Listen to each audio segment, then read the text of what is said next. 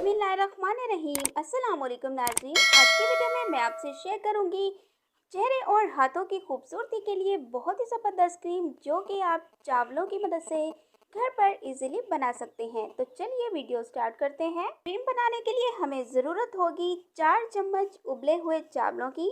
आपने करना क्या है, इनको मैश कर लेना है। अब इसमें 1 चम्मच आटा और 1 चम्मच बेसन मिला लेने हैं। आटा और बेसन में से कोई एक भी इस्तेमाल कर सकते हैं, इसका कोई इश्यू नहीं है। इसके बाद आपने करना क्या है, इसमें चंद कतरे नारियल के तेल के शामिल कर लेने हैं।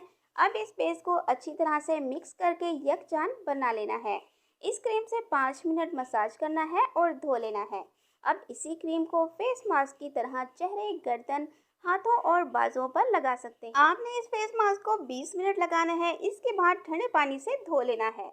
बहुत ही ज़बरदस्त मास्क है। इसको इस्तेमाल करने के बाद आपकी जेल नरम, मुलायम और खूबसूरत हो जाएगी। Thanks for watching. Please subscribe my channel Health Clinic.